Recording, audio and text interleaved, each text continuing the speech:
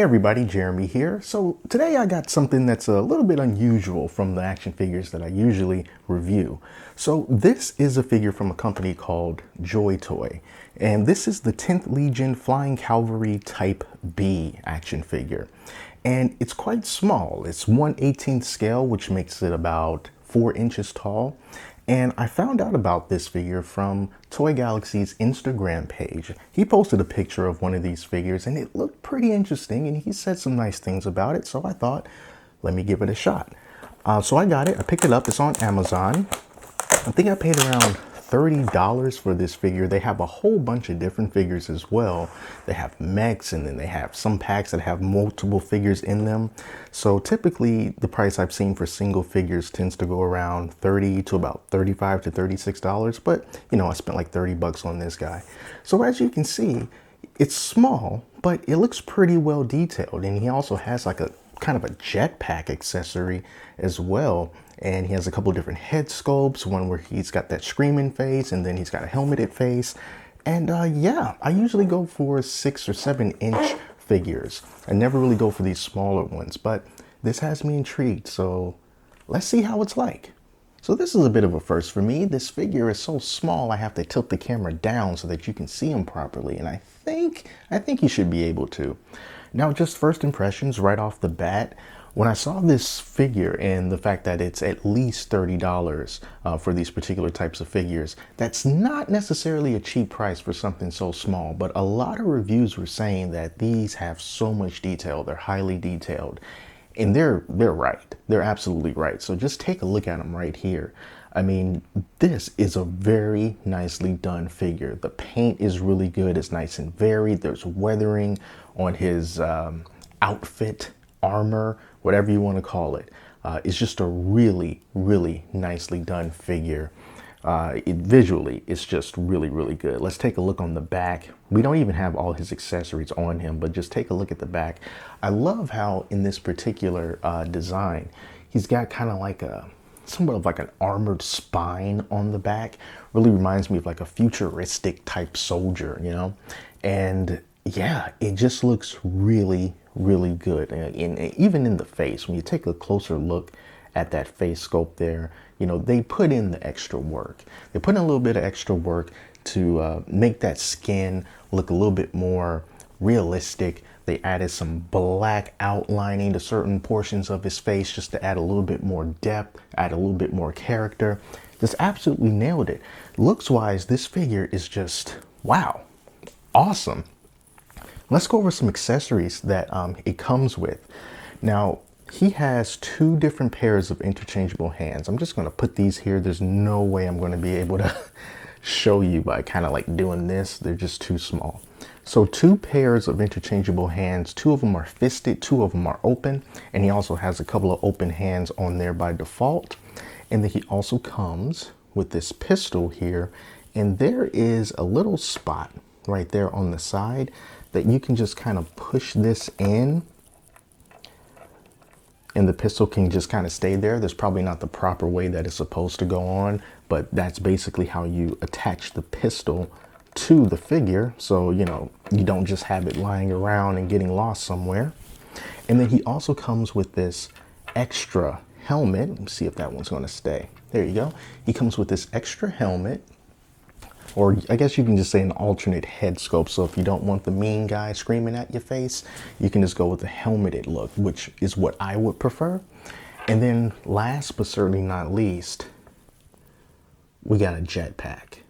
We have a jetpack. Now the way that he goes on, that this goes on is this way here. And you can see he has a plug right there on his back. So we can just take this jetpack and stick it right in there.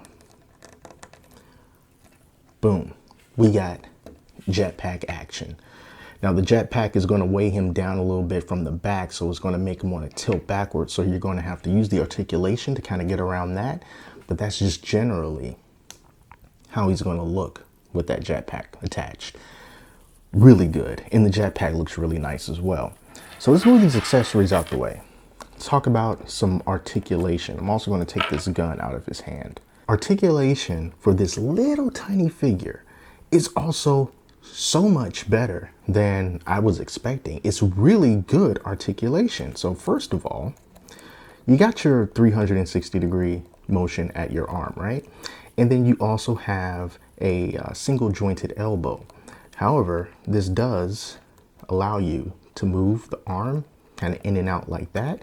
So you can still get the arm really close to the body, which is what I like. And it's the same thing with this arm as well. So because you can hinge that arm back and forth like this, and the armor does not get in the way at all. You can kind of see like there's a little gap right there, but when it's all the way back, it sits flush. So you can bring that towards the middle, and you can kind of get those arms to meet in the middle. So I really like that. You know, like I said in some other reviews, I love double jointed elbows on everything. I think everything should have double jointed elbows. But if you're not going to have a double jointed elbow, I like the fact that you can at least bring the arms together like that. So that's still some really good articulation there. Okay, now for his torso articulation, you can bend him forward. Look how far you can kind of bend him forward like that with the legs staying straight. So I got the legs, you know, clamped down. They're not going anywhere. But look how far he can go down just from doing that. And then you can tilt him back this much. That's a pretty darn good range of articulation for a crunch right there, front and back. And you can also rotate, of course, rotate to the left, rotate to the right. And his belt here is not getting in the way of that articulation. So it's sort of just moving separately. You can see the belt it can spin independently of the waist, you know, the torso. As for the legs, pretty darn good action on those legs. You know, you can get them down here and almost touch the ground with a full split. Let's straighten them up a little bit. Kick forward about that much. You can kick back. You can't kick straight back very much, but if you kind of get the leg in a weird kind of contorted stance, it can go back a little bit further. And then you also have a nice bend at the knee there. And the other thing is you can kind of look at this knee armor right here, and you kind of see that it's going out a little bit. But once you straighten up the leg, it just seamlessly reintegrates into the rest of the leg. So it's sticking out like that, but when you straighten it up, everything just becomes flush again. That's really, really cool. And then for the feet, you also get some toe articulation right there on the boot. You can also pivot it just a little bit. It's a little bit of pivot, it's not too much. And then you can move the entire foot up and down just a little bit. On the right foot, the toe articulation seems to be a little bit stiff. I was worried that it was going to be frozen, but you know, it just moved up just now. So gotta work it out a little bit. And even after moving him around like that, he still stands up really good on his own, which is awesome. That is paramount. I love not having to overly fiddle with these figures in order to get them just to stand on their own 2 feet. And this one does it very well. You know, one of the things about these figures that concerned me when I was looking at some reviews was the durability of them. Some people were saying things like parts would come off when they tried to do like interchangeable hands or whatever, and then parts would break, and you know, it would just kind of ruin it because it would just break so easily. I haven't encountered any breakage, but one thing that I did encounter, let me just take his head off to put the helmet on.